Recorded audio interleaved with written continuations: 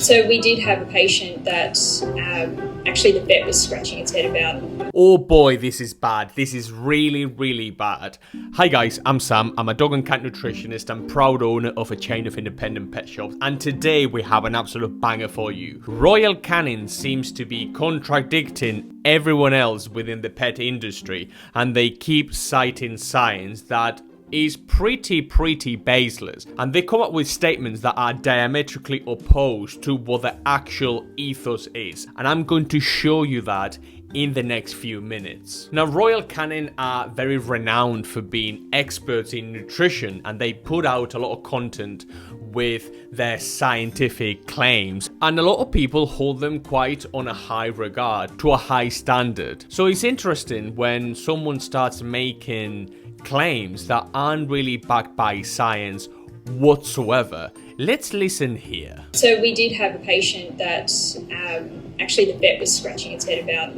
It was being fed a vegetarian commercial product, but it was also being fed a home-cooked vegetarian product. Quick one here. Whenever dogs start developing allergies and the pet parent doesn't really know how to tackle it, sometimes they will revert to vegetarian or vegan diets, and those are a mistake in my opinion.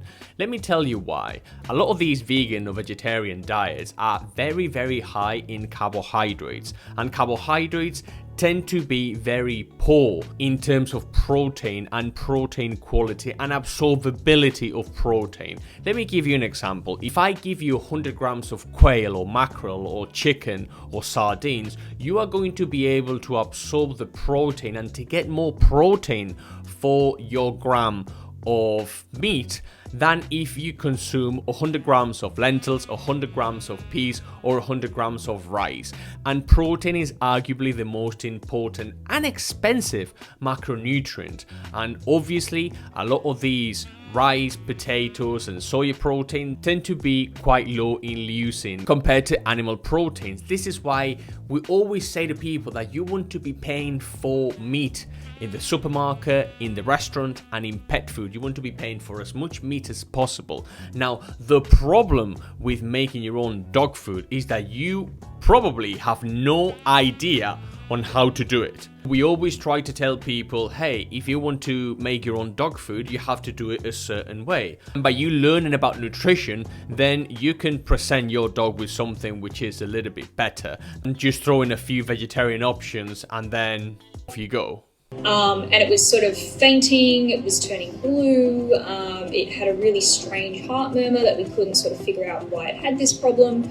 And this was very close to the time of grain-free DCM and that sort of trend that was coming out with grain-free diets. Now, obviously this diet wasn't grain-free, but by design, it's very similar to a grain-free product, because generally grain-free products will have high levels of legumes. It was creating DCM. So this patient was diagnosed with heart disease. Hello. And we actually switched it to Royal Canin hypoallergenic, and it made a full recovery within 4 weeks.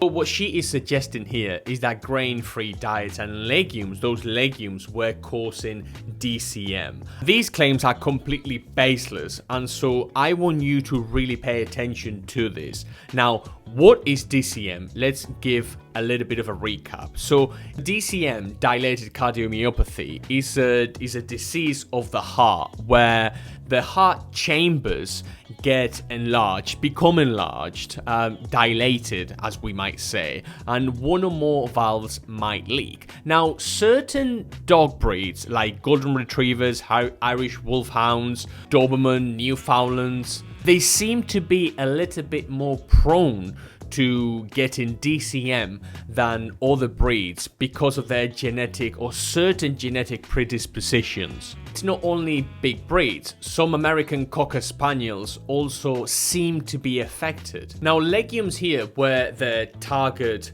for these claims, and they were claimed to be linked to DCM in dogs, and so there was a huge uproar of grain-free diets being responsible and legumes being responsible for dogs directly dying. And so a lot of people started pulling these products and stopping feeding these products to their pets, rightfully so, because people were scared. As things stand, there is currently zero scientific evidence linking grain-free diets and legumes with DCM in dogs or people. There is zero evidence whatsoever. Furthermore, the FDA said that it's important to note that legumes and pulses have been used in pet foods for many years with no evidence to indicate they are inherently dangerous, and that's coming from the FDA. The American Kennel Club said that researchers still don't know exactly what causes it, but they've made some progress. At first, grain-free diets were blamed, but further investigation revealed some grain-free diets seem to have no ill effect. And by the way, if you really want to know what the best dog food is, I highly encourage you to download our free guide, How to Feed Your Dog Better. Click in the link below, it's all free. So at the heart of the contention seem to be these legumes and these grain-free products, which are in kibble. So in order to make kibble, you need to make it with meat, hopefully, and then a starch. And that starch can be legumes, lentils, it can be rice, or it can be barley or wheat. Now, over the past 15 years, a lot of dog foods have been coming out as grain-free because they are deemed to be a little bit better than feeding your dog refined corn, refined barley, refined wheat, or things like rice, for example, which are the very ingredients that Royal Canin uses in their diets. And so they have been, in my opinion, losing market share to all these grain-free diets. No wonder they are against it, and no wonder they were on the side of be careful, don't feed grain-free diets and feed ours better, and ours which have like your rice, your wheat, your barleys. Those ingredients will be absolutely fine for your dog, and stay away from grain-free diets. But that again seems to contradict what Royal Canin is actually doing behind the scenes. Let me explain to you something. So Royal Canin is owned by Mars. Yes, Mars, the chocolate company. And they actually acquired Champion Pet Foods, which are owners of Origin and Acana, two very big, very popular grain-free dog foods. Those dog foods, when they came out, they created a massive buzz about them because they were very, very high in protein. They were very, very high in animal protein, and they were deemed as very good. Why?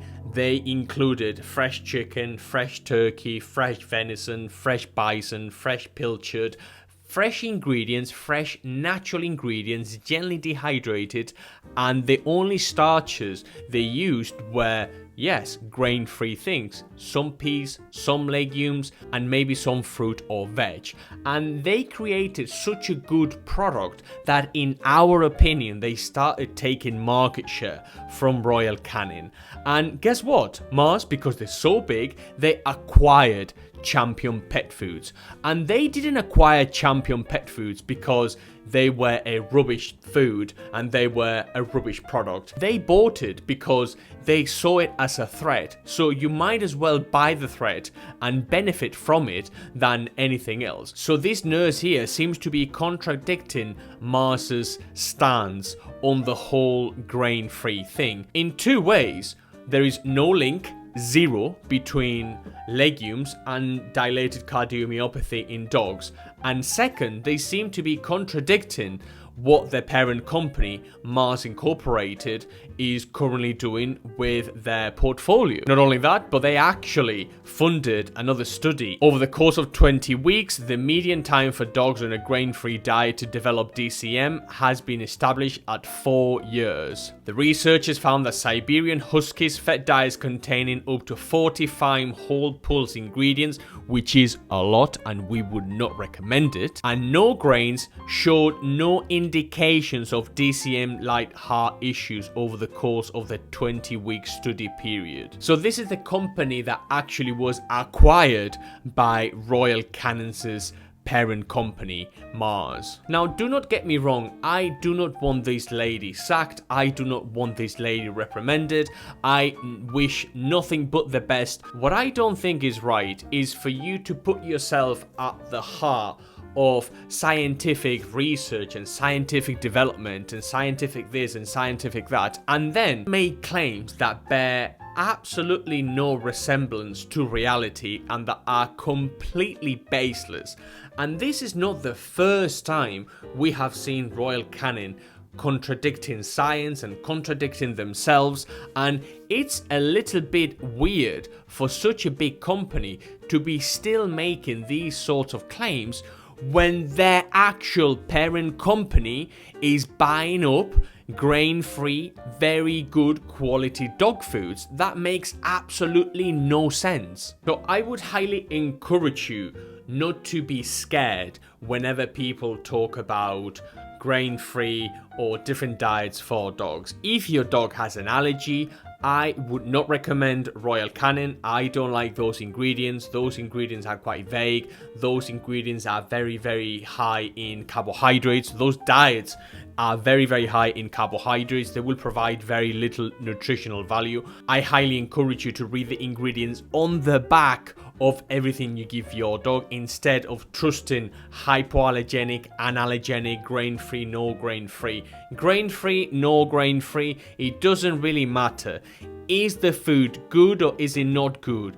Is it high in protein? Is it high in animal protein? And is it low in carbohydrates? Is it very high in animal protein and very low in carbohydrates? Then that will be a very good dog food. Why? Because we want to be paying for meat in pet food.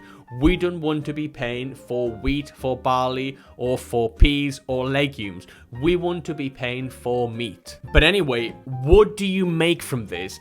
This has been going round for a very long time now, and people seem to be overlooking it, and people seem to be forgetting what a big deal this was a few years back. And I'd be very, very curious to know what your thoughts are, because I'm literally lost for words as to why these companies like Royal Canin seem to be relying on zero evidence to make claims, and people seem to be deeming them as the gold standard still in pet food. Let me hear what you have to say. Comment below, like, subscribe, and I'll see you in the next one.